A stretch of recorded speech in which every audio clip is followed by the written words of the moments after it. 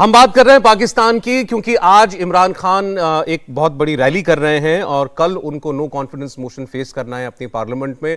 और माना जा रहा है कि उनके पास अब सपोर्ट नहीं है, जो कोलिशन पार्टनर्स थे उनके, वो उनको छोड़ के जा चुके हैं और देर सवेर उनको इस्तीफा देना पड़ेगा। लेकिन ब्रेक से पहले बात किसी और चली गई थी, मैं रिक्वेस्ट करता हूं हम वापस आके मुद्दे पर बात करें। बात इतनी इस पर हम लोग बहस कर रहे हैं बार बार कि ये सब फौज की वजह से है, फौज का इंजीनियर्ड है, या जो जैसा अभी हमारे साथ कह रहे थे हामिद साहब की फौज न्यूट्रल हो गई, अब उनको नहीं लगता कि फौज अब इसमें बहुत ज्यादा दखल देती है। आरजू, मुझे नहीं लगता कि फौज न्यूट्रल हो गई है और ना ही फौज न्यूट्रल हो सकती है, क्योंकि इनको आदत पड़ चुकी है इसी तरह से हुकूमत चलाने की। अगर हम ये कह सकते हैं कि नवाज शरीफ को कह सकते हैं कि वो करप्ट है, हम जरदारी साहब को कह सकते हैं करप्शन के लिए, इवन इमरान खान साहब को कह सकते हैं, तो फिर हम आसिम सलीम बाजवा को क्यों नहीं कह सकते।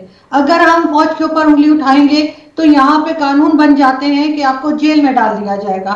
इन लोगों को कुछ कहना जो है वो सही नहीं लगता लोगों को। ऐसा क्यों है, यही चीज तो मैं बता रही हूँ कि अब बच्चे को पता है कि गवर्नमेंट कैसे आती है पाकिस्तान में और कैसे जाती है, और इनके पीछे सिर्फ फौज का हाथ होता है और सिर्फ फौज ही है जो सब कुछ चला रही है। इनके जो रिटायर्ड जनरल्स हैं वो सारे सिविलियन इदारों में क्यों बैठे हुए हैं? स्टील मिल बरसों से बंद पड़ी है, लेकिन स्टील मिल का हेड जो है वो एक रिटायर्ड जनरल है। इसी तरह से जब ये टॉक शोज होते हैं तो उसमें बैठ के ये सिवाय डिफेंस के हर टॉपिक पे अच्छा आरजू, लेकिन एक चीज फिर आप बताइए, फिर ये ऐसा क्यों है कि अचानक फौज इनके खिलाफ हो गई? अचानक नहीं हुई, तो एक हम यहाँ जो हमने सबसे ज्यादा सुना जिसके बारे में कि आपकी आईएसआई की डीजी की अपॉइंटमेंट थी, ये किसी और को चाहते थे, वहां के आर्मी चीफ कुछ और चाहते थे, तो इमरान खान खुद इतना बड़ा झगड़ा मोल क्यों लेंगे फौज से, या क्यों लिया?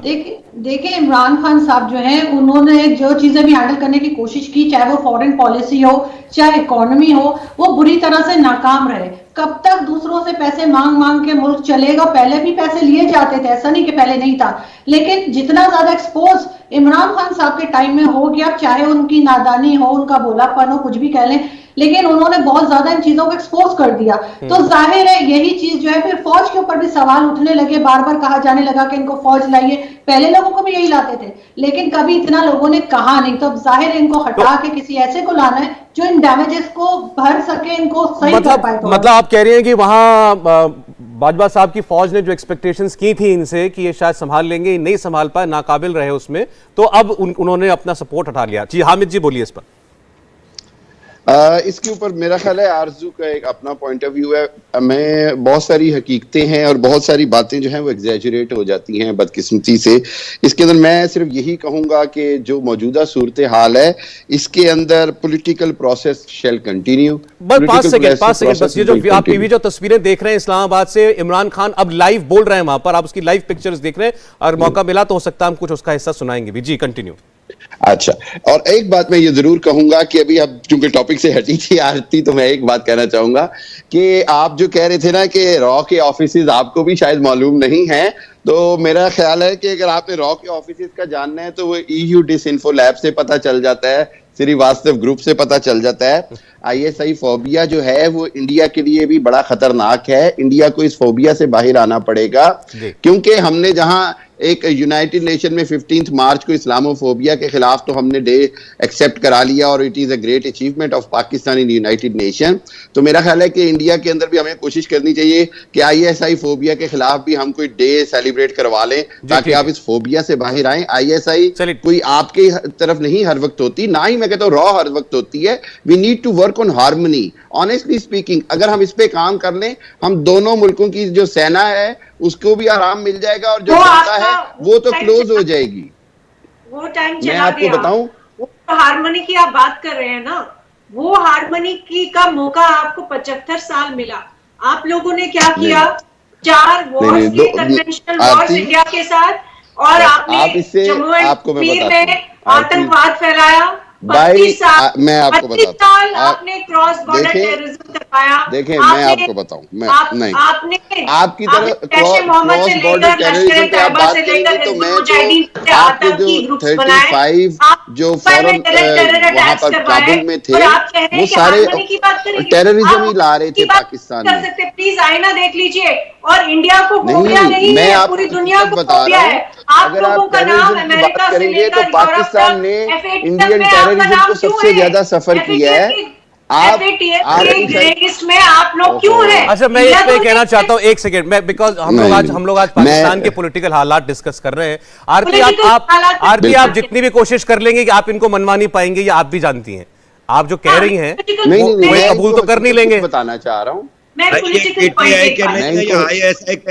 रिप्रेजेंटेटिव बन के बैठे हैं इधर, ये मुसलसल फौज को ही डिफेंड कर रहे हैं।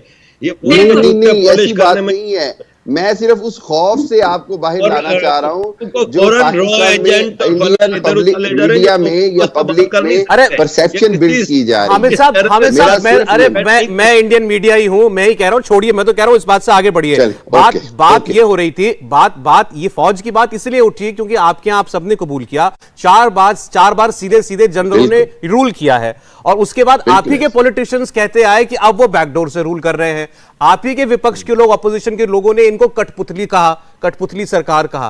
तो ये बातें हमारी तरफ से नहीं आई हैं, ये आप ही की तरफ से आई हैं। बिल्कुल ऐसे ही है, बिल्कुल आप ठीक कह रहे हैं। ये मैं अपनी जो हमारी जो इंटरनल वीकनेस है, मैं उससे इनकार नहीं करता कि बदकिस्मती से हमारे खुद पॉलिटिशियंस हैं जिन्होंने बहुत सारे अच्छे मौके, अपॉर्चुनिटीज को जाया किया और छोटे से फायदे के लिए उन्होंने खुद फौज को इक्तदार दिया। अच्छा, इतना और बता दीजिए, मैं फिर नेक्स्ट मेहमान पर जाऊं। इमरान खान ने 4 साल जो काम किया, वो इंडिपेंडेंट व्यू दीजिए, वो किसी को कैसा लगा, छोड़िए, लोगों को कैसा लगा है? मेरा ख्याल है कि प्राइस हाइक के अलावा लोग पूरी तरह इमरान खान के साथ हैं। उसकी वजह सिर्फ ये है कि जो उसकी फॉरेन पॉलिसी की चेंज है, लोगों को वो समझ आ रही है कि इंडिपेंडेंट पाकिस्तान के लिए change in foreign policy is very much required. और इमरान खान के अलावा बाकी सब मुद्दों से लोग खुश हैं इमरान खान से। आरजू जी, इमरान खान ने, मैंने यही तो कहा था कि इन लोगों का जो अमेरिका के साथ अलायंस रहा 75 साल, उसकी वजह से ये लोग डूबे हैं, और इन लोगों ने जो इस्लामिक टेररिज्म की जो फॉरेन पॉलिसी बनाई वो उनको ले डूबी है। अब इमरान खान 75 साल के बाद मोदी जी को उन्होंने इतनी गालियां निकाली, पूरे 4 साल में सिर्फ एक ही काम था उनका, हर प्लेटफॉर्म पे जाना, इंटरनेशनल प्लेटफॉर्म पे जाना, इंडिया को गालियां निकालना, हिंदुओं को गालियां निकालना, मोदी जी को गालियां निकालनी, और फिर कहते हैं कि इनके साथ क्या हुआ। इनके साथ वही हुआ बेसिकली जो ये इंडिया के लिए चाहते थे। इनके साथ ये प्रॉब्लम है कि इमरान खान ने कुछ भी इकोनॉमिक लेवल पे जीरो काम किया। उन्होंने देखिए सीपेक जो इन्होंने शुरू किया था चाइना के साथ, उसके कोई बेनिफिट्स नहीं है, उल्टा उसमें और भी कर्जे में डूब ले गए। आप कह रहे हैं इमरान खान की ख्वाहिश ही पूरी हुई है, बस वो वाली जो इंडिया के लिए चाहिए थी वो खुद के लिए हो गई पूरी। इंडिया टीवी हर वक्त हर जगह डाउनलोड करने के लिए सर्च करें India TV news Google play store या ऐप स्टोर पर।